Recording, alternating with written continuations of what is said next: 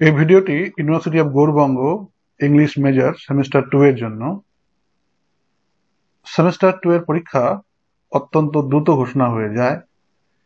এর ফলে আমি অনেক কথা তোমাদের বলতে পারলাম না।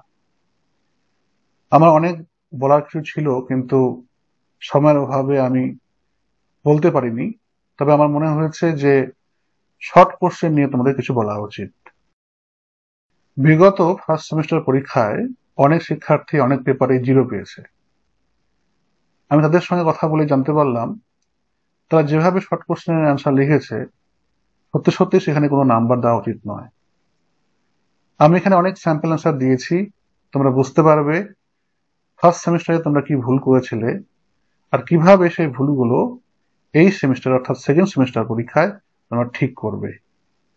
একবার স্যাম্পল অ্যান্সারগুলো দেখে নাও, তারপরে আমি বলে দেবো কিভাবে তোমরা অ্যান্সার করবে, যাতে করে তোমরা 8-এর মধ্যে 8 পেতে পারো। যেমন Gulliver Travels by Jonathan Swift থেকে, what is the capital city of Lilliput? যদি এই প্রশ্নটা আসে তাহলে অনেকে হয়তো উত্তর করবে the city of Lilliput is Mildendo. দেখো, এই অ্যান্সারটা কিন্তু ইনসাফিসিয়েন্ট অ্যান্সার। সঠিক উত্তর বা লিটারেরি অ্যান্সার কিভাবে লেখা যেতে পারে সেটা হলো, in Jonathan Swift's satirical novel Gulliver's Travels the capital city of Lilliput is Mildendo. দেখো, তোমরা পার্থক্য বুঝতেই পারবে যে উপরের উত্তরটা এবং নিচের উত্তরের মধ্যে পার্থক্যটা কোথায়। স্বাভাবিকভাবে উপরের উত্তরকে যদি লেখে তাহলে কিন্তু সেখানে সে হাফ পেতে পারে অথবা নাম্বার নাও পেতে পারে। এক্ষেত্রে যদি আমরা লিটারেরি অ্যান্সারটা দেখি, এখানে দেখা যাবে যে প্রত্যেকটা তথ্য সত্য দেওয়ার পরে উত্তরটা লেখা হয়েছে, তাই এখানে কিন্তু আমরা 1-এ 1 পেতে পারি। তারপরে জোসেফ অ্যান্ড্রিউস থেকে দেখো একটা question, what motives Lady Booby's attempts to seduce Joseph? এর একটা উত্তর যদি কেউ লিখে, সাধারণ উত্তর লিখে, সেটা কেমন হতে পারে? Her romantic feelings for him after his promotion to footman. যদি কেউ এই উত্তরটা লিখে তাহলে কিন্তু সে কোনো নাম্বারই পাবে না, অথবা হাফ নাম্বার পাবে। সেক্ষেত্রে যদি লিটারেরি অ্যান্সার অর্থাৎ সাহিত্যিক ভাবে যদি কোনো উত্তর লিখতে হয় তাহলে কিভাবে লিখবো? দেখো, Lady Booby's attempts to seduce Joseph Andrews in Henry Fielding's Joseph Andrews are motivated by several factors, reflecting both her personal desires and societal influences. এই লক্ষ্য করো, lady Bobby Joseph Henry fielding এর জোসেফ অ্যান্ড্রিউসে আছে, তা উল্লেখ করা হলো। তার সঙ্গে সঙ্গে প্রশ্নে যা চাওয়া হয়েছে সেগুলো কিন্তু বলা হলো। স্বাভাবিকভাবে কিন্তু এখানে একটা সম্পূর্ণ উত্তর লেখা হয়েছে এবং এক্সামিনার কিন্তু এই উত্তরটাই চায়। আরো কিছু উত্তর দেখে নিই আমরা। শার্লট স্মিথস লেজিয়ার সনেটস, এখান থেকে দেখে নিচ্ছি আমরা, written in the churchyard at Middleton, Sussex। যেমন কোশ্চেন দেখো, who is referred to as the mute arbitress of tides? Answer এখানে যে কোনো স্টুডেন্ট হয়তো উত্তর লিখতে পারে এভাবে, the moon is referred to as the mute arbitress of tides। হ্যাঁ, উত্তরটা ঠিক, কিন্তু ইনসাফিসিয়েন্ট। লিটারেরি অ্যান্সার কিভাবে আমরা লিখবো? দেখো, in Charlotte Smith's poem written in the churchyard at Middleton in Sussex, the phrase mute arbitress of tides referred to the moon। দেখো, এখানে মুন লেখা হয়েছিল, কিন্তু এখানে দেখো কিছু লিটারেরি রেফারেন্স দেওয়া রয়েছে, যেমন শার্লট স্মিথ, তারপরে কবিতার নাম, এত কিছু দেওয়ার পরে তার মুন অ্যান্সারটা দেওয়া হয়েছে। স্বাভাবিকভাবে এই অ্যান্সারটাকে কিন্তু কারেক্ট ধরা হবে।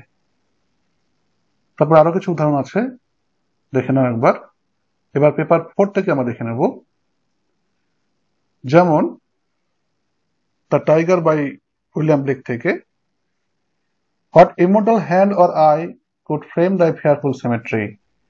What does fearful symmetry mean here? এখানে যদি সাধারণ একটা উত্তর দেখা হয়, এটা তোমরা হয়তো অনেকে এইভাবে উত্তর লিখবে, যেমন here fearful symmetry means fearful beauty? এই উত্তরটা কিন্তু যথেষ্ট নয়।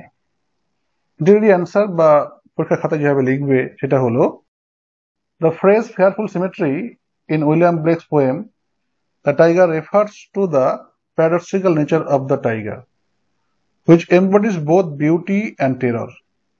এটুকু অব্দি লিখলেও হয়, তবুও কিছুটা ব্যাখ্যা দিলে হয়তো উত্তরটা আরো ভালো হতে পারে। The word symmetry suggests balance, order, and harmony in tiger's form, but fearful adds a sense of awe and dread. অনেকেই বলতে পারো, স্যার 1 নাম্বার, তার জন্য এত কিছু লেখা? তোমরা দেখবে ইনস্ট্রাকশনে লেখা আছে 1 marks means অ্যান্সার করতে হবে 1 or 2 সেন্টেন্সে।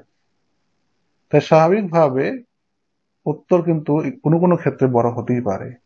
সেক্ষেত্রে 1 মার্ক আর উত্তরের পরিমাপ করলে কিন্তু হবে না। আরো কিছু উদাহরণ দিয়েছি, দেখো চার্লস ল্যাম্ব থেকে। What is the profession of the narrator the superintendent man? দেখো অ্যান্সারটা, the narrator of the superintendent man is a clerk in the India House. অবশ্যই উত্তরটা ঠিক মনে হতে পারে, অবশ্যই আমি বলবো উত্তরটা ঠিক। তবে পরীক্ষা খাতায় কিভাবে লিখবো আমরা সেটা দেখে নাও। In Charles Lamb's essay the superintendent man, the narrator is a clerk in the India House. এখানে টোটাল রেফারেন্সটা এখানে দেওয়া হয়েছে।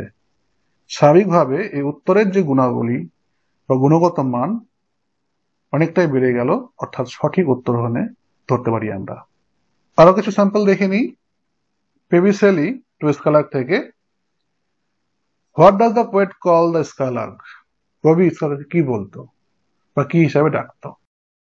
The poet call the skylark by the spirit.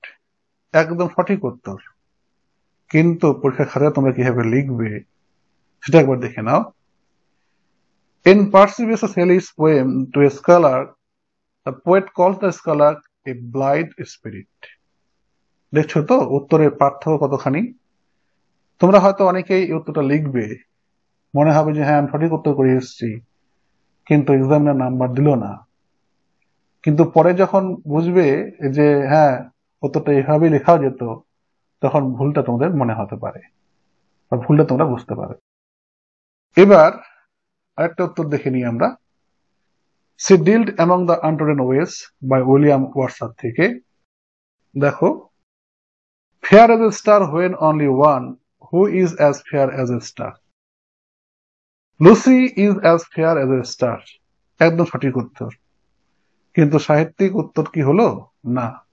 দেখো, the line fair as a star when only one refers to Lucy, মানে যা কিছুই বলা হয়েছে সবকিছুকে কিন্তু এখানে লুসিকে বোঝাচ্ছে।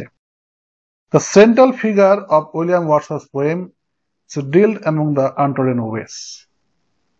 এভাবে কিন্তু তোমরা লিটারেরি অ্যান্সার লিখবে। এবার কোন কোন ভিত্তির উপর নির্ভর করে তোমরা পরীক্ষা খাতায় উত্তর লিখবে সেটা একটু আমি বলে দিয়েছি। দেখো, literary answer should be based on literary reference, correct context, interpretative analysis. এগুলোর বাংলা করলে হবে সাহিত্যিক উত্তর নিম্নলিখিত বিষয়গুলির উপর ভিত্তি করে লেখা উচিত। যেমন সাহিত্যিক উল্লেখ, অর্থাৎ কে লিখেছে, কোন টপিক থেকে নেওয়া হয়েছে সেটা উল্লেখ করতে হবে। সঠিক প্রসঙ্গ, যেমন এখানে আমি সেন্ট্রাল ফিগার উল্লেখ করেছি, তাহলে কিন্তু দেখা যাবে যে লুসির সঙ্গে সেন্ট্রাল ফিগার এটা একটা সঠিক প্রসঙ্গ। ব্যাখ্যামূলক বিশ্লেষণ, আমরা যা কিছু লিখবো ব্যাখ্যা করে লিখবো। সে ব্যাখ্যাটা ছোট হতে পারে, তবে অবশ্যই ব্যাখ্যা করে লিখতে হবে। সব ক্ষেত্রে ব্যাখ্যামূলক কিছু লিখতে হবে সেরকম ব্যাপার নেই, কিন্তু সাহিত্যিক উল্লেখ থাকতেই হবে। তার সঙ্গে সঙ্গে যদি সঠিক প্রসঙ্গ লেখা যায় তাহলে তো আরো ভালো। এবার এত কিছু দেখে তোমার মনে হলো যে হ্যাঁ আমরা জানলাম কিভাবে উত্তর লিখবো, কিন্তু এর কি কোনো শর্টকাট আছে? অবশ্যই শর্টকাট আছে। এই জিনিসগুলো আমাদেরকে কেউ শেখাবে না। আমরা যখন পড়াশোনা করতাম ইংরেজি অনার্স, তখনও হয়তো আমাদের স্যাররা সেগুলো বলে দেননি, কিন্তু আমার মনে হয়েছে তোমাদেরকে এখনই এগুলো বলে দেওয়া দরকার। এবার দেখে নাও তোমরা কিভাবে লিখবে। দেখো, অ্যান্সার ফরম্যাট কিভাবে করবে? তোমরা এতদিন অবধি শর্ট কোশ্চেনে যা পড়েছো সেগুলো তোমাদের জানা আছে। তোমরা পরীক্ষার খাতায় উত্তর লেখার সময় কোন দিকটা ধ্যান দেবে সেটা একটু দেখে নাও। যদি কবিতার ক্ষেত্রে অ্যান্সার লিখতে হয় তাহলে লিখবে হবে এই লেটার্স নেম, তারপর অ্যাপোস্ট্রফ এস দেবে, পোয়েম টাইটেল অর্থাৎ কোন কবিতা সেটা লিখবে। তারপরে তোমরা যে উত্তরটা জানো সেই উত্তরটা এখানে লিখে নেবে। অবশ্যই সম্পূর্ণ সেন্টেন্সের জন্য একটা ব্যালেন্স থাকে। এমন না যে আমি ফরম্যাট দিলাম, যে সেই ফরম্যাট দিয়ে তোমরা লিখে দিলে, তারপরে তোমার যা জানো উত্তর সেটা লিখে দিলে, এভাবে হবে না। একটা ব্যালেন্স যেন থাকে সেন্টেন্সের মধ্যে। এস এর ক্ষেত্রে ইন, তারপর লেটার্স নেম, অ্যাপোস্ট্রফ এস দেবে, এসে, তারপর এসে টাইটেল দেবে, তারপরে তোমাদের যেটা জানা উত্তর আছে সেটা উত্তর লিখে দেবে। অবশ্যই কিন্তু সে পোয়েমস টাইটেল হোক, টাইটেল হোক, নভেলস টাইটেল হোক, অথবা বাকি নাটকের ক্ষেত্রে হোক, সেখানে কিন্তু অবশ্যই তোমরা আন্ডারলাইন দেবে।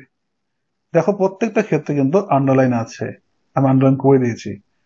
আমরা যখন প্রিন্টেড কোনো নোটস লিখি বা পড়ি সেক্ষেত্রে তো আন্ডারলাইন করা, বোল্ড করা খুব সহজ, কিন্তু খাতায় লিখতে গেলে অর্থাৎ পরীক্ষা খাতায় লিখতে গেলে সেক্ষেত্রে বোঝানো একটু কঠিন হয়ে থাকে। এই ক্ষেত্রে তোমরা আন্ডারলাইন ইউজ করতে পারো, এবং অবশ্যই ইনভার্টেড কমা তোমরা ইউজ করবে। ঠিক আছে, ওকে। নাটকের ক্ষেত্রে কিভাবে লিখবে? যেমন দেখো, ইন রাইটার্স নেম লিখবে অর্থাৎ dramatist name, অ্যাপোস্ট্রফ S, drama title অর্থাৎ কোন নাটক থেকে নেওয়া হয়েছে সেটা লিখবে। সেক্ষেত্রে তোমরা ইনভার্টেড কমা ইউজ করতে পারো এবং নিচে আন্ডারলাইন ইউজ করতে পারো। তারপরে তোমরা যে উত্তরটা তোমরা করতে চাইছো সেই উত্তরটা লিখবে। এভাবে তোমরা যদি উত্তর করো তাহলে আমি অবশ্যই একটা নিশ্চিতভাবে বলতে পারি যে তোমরা 8-এর মধ্যে 8 পাবে। আমি অন্তঃস্থল থেকে চাই তোমাদের পরীক্ষা অনেক ভালো হোক, তোমরা অনেক বেশি নাম্বার পাও। যদি কারো সমস্যা হয় আমাকে হোয়াটসঅ্যাপ করবে। এই পিডিএফ এর মধ্যেই হচ্ছে আমার নাম্বার দেওয়া আছে। এই পিডিএফটা আমি ভিডিও ডিসক্রিপশনে দিয়ে দেবো, যদি কারো দরকার পড়ে ডাউনলোড করে রাখবে এবং ভালোভাবে দেখবে। প্রত্যেককে আমার শুভেচ্ছা, বেস্ট অফ লাক।